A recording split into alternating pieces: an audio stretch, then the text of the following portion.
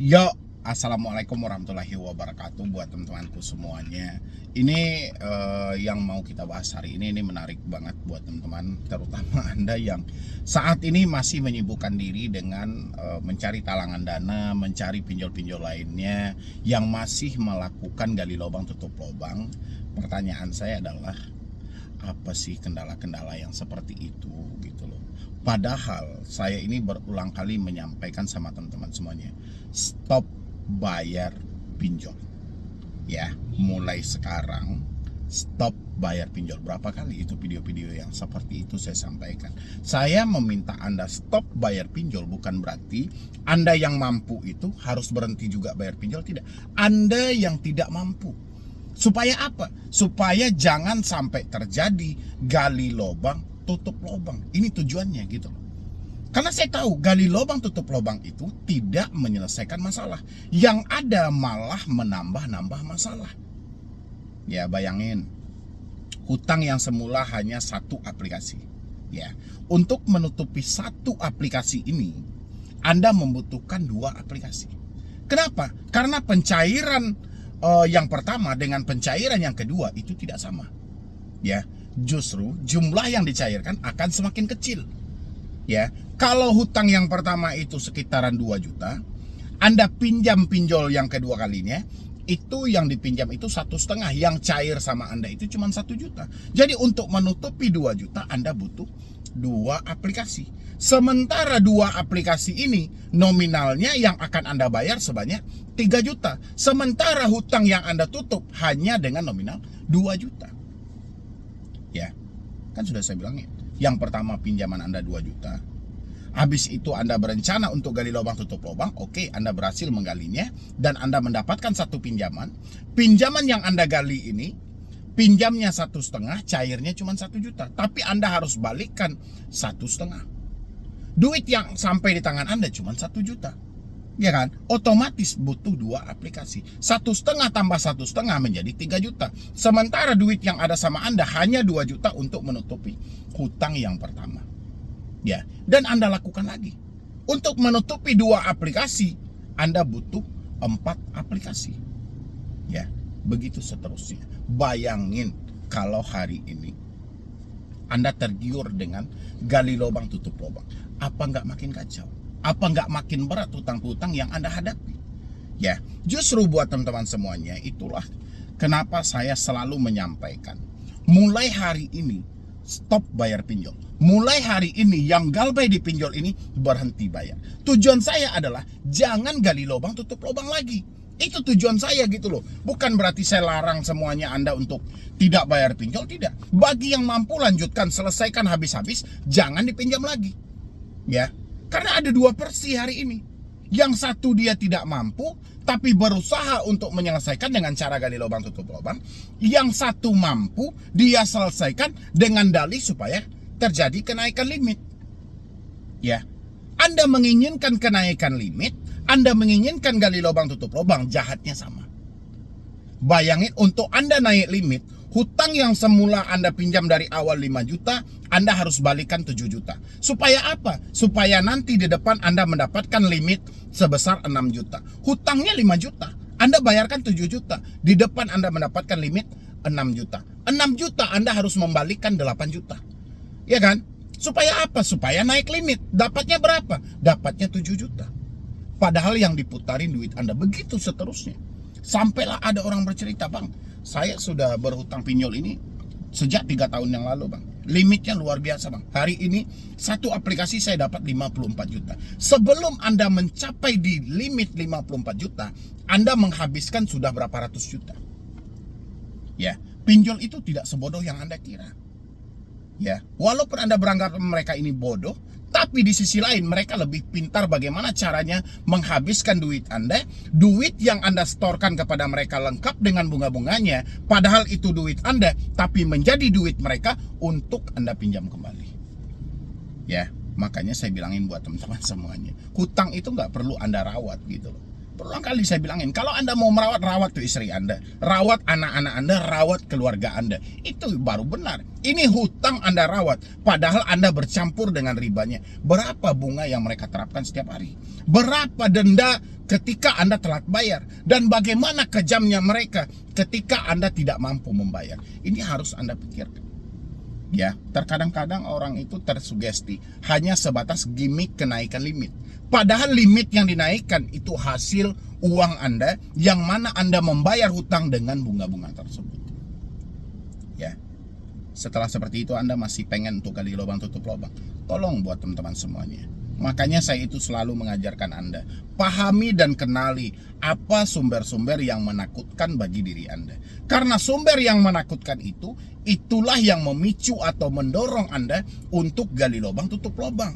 Contoh, ya kan, Anda hari ini mengalami telat bayar. Anda mendapatkan tekanan dari pinjol. Atau misalnya 1 hari menjelang jatuh tempo, 2 hari menjelang jatuh tempo, Anda ditekan habis-habisan melalui WhatsApp. Tujuan penekanan ini, pertama membuat Anda ketakutan, kedua Anda akan mengusahakan uang itu sesuai dengan yang mereka minta. Dengan cara apa? Ya dengan cara tadi. Kalau Anda tidak ada uang, Anda bisa menjual aset Anda. Kalau Anda tidak ada uang, Anda bisa mencari talangan dana kepada tetangga. Kalau Anda tidak ada uang, Anda masih bisa mengajukan di aplikasi lain. Inilah tujuan debt collector. Ya, kenapa sih teman-teman itu tidak pernah sadar? Kenapa teman-teman itu tidak pernah terbuka pemikirannya bahwasanya selama ini Anda itu dimanfaatkan, bahwanya selama ini Anda itu sudah dimarketingkan oleh pihak pinjol. Jadi Anda yang Anda bilang, wah ini gampang nih, tinggal kabur begini-begini. Nggak bisa, selagi komunikasi Anda masih lancar dengan debt collector, dengan pinjol, di sanalah mereka bermain. Di sanalah mereka akan mengunci, mensugesti pemikiran Anda bahwasanya semua yang mereka ucapkan via WhatsApp, via telepon itu benaran akan terjadi. Ya, jadi mulai sekarang tolong buat teman-teman semuanya, please banget gitu loh. Kalau memang Anda ingin bebas dari pinjol, hentikan gali lubang tutup lubang. Ini yang paling pertama. Yang kedua, kalau Anda ingin bebas dari pinjol, kalau Anda sudah melunasi hutang-hutang pinjol itu, jangan berharap untuk kenaikan limit. Karena kenaikan limit itulah yang akan berdampak buruk terhadap diri Anda buat jangka panjang. Ya, paham ya buat teman-teman semuanya. Mungkin saya hanya berpesan dengan video singkat ini. Mudah-mudahan teman-teman bisa berpikir lagi, bisa berpikir lebih positif lagi. Jangan sampai tergiur dengan gali lubang tutup lubang. Ya, lebih baik stop bayar pinjol daripada gali lubang tutup lubang. Oke, jadi untuk Anda yang mampu, selesaikan habis-habis, jangan tergiur lagi dengan kenaikan limit. Semakin Anda tergiur dengan kenaikan limit, besar kemungkinan Anda akan dihancurkan lebih parah lagi daripada hari ini. Ya, ini yang perlu Anda pikirkan dengan matang, supaya Anda tidak terjebak di jalan yang sesat untuk kesekian kalinya. Rasa saya Anda masuk ke pinjol aja, itu sudah sangat sesat, dan mungkin itu sudah sangat dengan gimana ya, mungkin sudah penyesalan yang besar bagi diri Anda gitu loh. Anda meminjam, uang pinjolnya Anda pakai, duit kerja Anda habis, aset pun ikut terkuras, perginya kemana? Karena Anda tidak sadar, Anda disugesti sejak awal. Anda masuk dalam permainan riba, ya kan? Anda masuk dalam marketing kapitalisme, yang mana mereka di segala sisi mereka akan mengepung cara-cara yang ada di pikiran Anda. Bagaimana pemikiran Anda itu tidak terlalu meluas. Yang penting bagi mereka adalah bagaimana pemikiran Anda mentok dan Anda melakukan pembayaran dengan segala cara. Itu tujuan mereka. Oke, mungkin dari saya cuma itu aja. Mudah-mudahan ini bisa bermanfaat buat teman-teman semuanya. Tapi jangan beranjak dulu, kita lanjutkan untuk video yang mana kita meminta MA untuk mencabut izin pinjol. Silahkan. Yo, assalamualaikum warahmatullahi wabarakatuh. Selamat sore ya buat teman-teman semuanya yang sudah ada di YouTube Solusi Utang MB.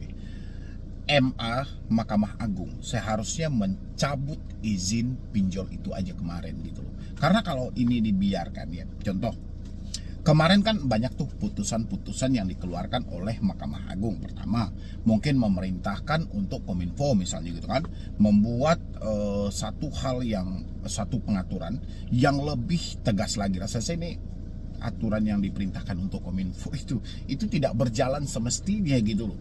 Kenapa? Karena dia pinjol ini harus dibikin efek jera dulu. Kalau mereka sudah diberikan efek jera, baru selama ini aturan demi aturan yang dibentuk itu kan tidak pernah ditaati. Karena apa? Karena mereka tidak pernah diberikan efek jera.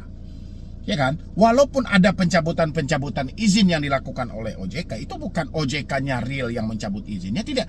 Tapi karena pihak aplikasinya yang mengundurkan diri. Ketidakmampuan mereka, contoh kayak Danafik kemarin kan, mereka mengundurkan diri gitu loh.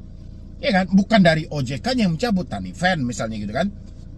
Itu dari aplikasinya sendiri yang mengundurkan diri. Makanya saya bilangin keputusan dari Mahkamah Agung kemarin itu bagus, memerintahkan ya kan, memerintahkan mulai dari Kominfo misalnya gitu kan, membentuk aturan yang lebih jelas lagi. Supaya apa? Supaya terciptanya memang pinjol-pinjol ini yang bisa berkualitas dan bermanfaat buat masyarakat, kan itu aja tuh kan. Habis itu memerintahkan juga untuk presiden, wakil presiden, anggota ketua DPR RI misalnya gitu kan, itu untuk melakukan supervisi terhadap OJK. Ini benar, ini sebenarnya supervisi dilakukan terhadap OJK. Kalau bisa OJK ini semuanya diganti aja wajah baru. Harusnya Mahkamah Agung aja sendiri melakukan tindakan gitu. Tapi kalau ini akan diperintahkan dulu kepada presiden, diminta dulu kepada DPR RI misalnya gitu kan, atau disuruh Kominfo misalnya. Antara Kominfo, OJK, saya rasa hampir sama aja poinnya gitu loh.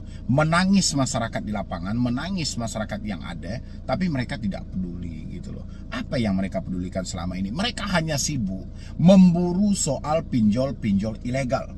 Yang mereka tumpukan satu masalah itu terhadap pinjol ilegal. Sementara, ya kan, ketika ada gugatan 19 orang kemarin, itu setengah dari gugatan mereka yaitu dikabulkan. Dan dinyatakanlah presiden, wakil presiden, ketua DPR RI, OJK, dan Kominfo dinyatakan bersalah. Ya kan? Dimintalah atau diperintahkan, ya kan, untuk menguji kelayakan ulang, membikin aturan yang lebih jelas lagi. Habis itu OJK terbitkan sedikit melalui Instagram mereka. Seakan-akan OJK juga bersimpati nih dengan keputusan-keputusan yang dikeluarkan oleh Mahkamah Agung. Padahal di balik layar itu semuanya hanya semata ada di media sosial aja gitu loh. Ya kan, OJK pun juga nggak peduli mau masyarakat ini mati ya mati, mau hidup-hidup. Yang penting bagi mereka adalah hutang bayar. Itu aja. Mereka nggak penting juga mau seperti apa penerapan yang dilakukan oleh pinjol, mau sekejam apapun pinjol melakukan tindakan, mereka tidak peduli gitu loh. Makanya saya berharapnya kemarin itu langsung aja dari Mahkamah Agung yang mengambil kesimpulan, cabut semua izin pinjol yang ada di Indonesia dulu. Habis itu setelah dicabut baru diseleksi ulang. Benar gak buat teman-teman semuanya? Saat ini kan ada 100 pinjol legal tuh, di luar dari paylater dan izin-izin dari multifinance lainnya gitu ya kan. Ada 100 yang jelas itu di bawah naungan Asosiasi Fintech Pendanaan Bersama Indonesia. Itu ada 100 nama aplikasi pinjol legal. Cabut semua izinnya. Berarti 100 pinjol legal ini berstatus ilegal dulu. Setelah mereka berstatus ilegal, baru diseleksi satu persatu. Baru sesuai yang memerintahkan kemarin itu untuk melakukan uji kelayakan. Ya kan presiden diminta melakukan supervisi kepada OJK supaya pinjol-pinjol ini ditinjau ulang dan diuji lagi kelayakannya. Ya kan, untuk melakukan uji kelayakan ya seperti tadi, rubah dulu status legal mereka menjadi ilegal, cabut dulu semua izin mereka, baru diseleksi lagi satu persatu. Hari ini iklannya sudah menjamur banget. Bahkan di YouTube, orang menonton YouTube saya aja yang mana saya membahas tentang kejelekan pinjol, membahas tentang keburukan pinjol, membahas tentang resiko pinjol, itu iklannya pinjol semua. Ya kan? Iklannya itu kalau kita memandang sepintas memang indah gitu loh. Tapi kalau kita resapi benar-benar tengok iklannya, mulai dari pengikisan-pengirisan yang tipis-tipis banget gitu loh. Seakan-akan tidak ada tersisa uang Anda satupun. Habis itu pengikisan kayak apa gitu. Coba Anda analisa iklan-iklan yang bertaburan hari ini gitu loh. Jadi iklan itu sudah menunjukkan ciri khas dari pinjol itu sendiri, bahwa Anda akan dimiskinkan, tidak satupun tersisa uang Anda di sana itu gitu loh. Benar nggak teman-teman semuanya gitu loh. Dan hari ini karena keputusan itu sudah keluar, dan bagaimana PR kita hari ini adalah untuk mengulang kembali supaya Mahkamah Agung melirik lagi tentang keputusan-keputusan kemarin itu belum diberlakukan dan belum ditindaklanjuti gitu loh. Dan bagaimana PR kita untuk membumingkan hal ini supaya Mahkamah Agung yang mengambil suatu kesimpulan. Kalau Mahkamah Agungnya yang memerintahkan untuk cabut semua izin pinjol, saya rasa pasti akan dicabut gitu loh. Itulah PR kita per hari ini. Jadi teman-teman semua itu tinggal Anda kumpulkanlah bukti-bukti dari kejahatan pinjol ini sebanyak-banyaknya. Anda kumpulkan buktinya, bukti dari penekanannya, pengancamannya via WA, penelponannya. Anda harus kumpulkan bukti gitu loh. Dan bukti ini kalau bisa, bagaimana PR Anda memancing mereka untuk menyebutkan nama aplikasi. Kan kebanyakan pinjol-pinjol legal hari ini melakukan penagihan dengan ancaman tidak sesuai dengan aturan yang ada, tidak pernah lagi menyebutkan nama aplikasi. Dan PR Anda adalah bagaimana mereka yang tidak mau menyebutkan nama aplikasi menjadi menyebutkan nama aplikasi, biar semua mata terbuka dan melihat bahwasannya pinjol legal yang telah dikeluarkan izin oleh OJK ini benar-benar tidak layak untuk disajikan kepada masyarakat. Apalagi Indonesia masih kekurangan literasi, apalagi masih banyak yang cara berpikirnya yang masih rendah gitu loh. Jadi mereka tidak mau memikirkan resiko-resiko yang terlalu lebih. Yang penting bagi mereka adalah bagaimana kebutuhan mereka terpenuhi. Itu aja yang dipikirkan ya. Jadi kita berharap semuanya mudah-mudahan gugatan itu bisa dilihat lagi oleh Mahkamah Agung. Keputusan-keputusan yang mereka keluarkan kemarin itu bisa ditinjau ulang lagi, sudah sejauh mana ini ditindaklanjuti oleh yang dinyatakan bersalah kemarin itu.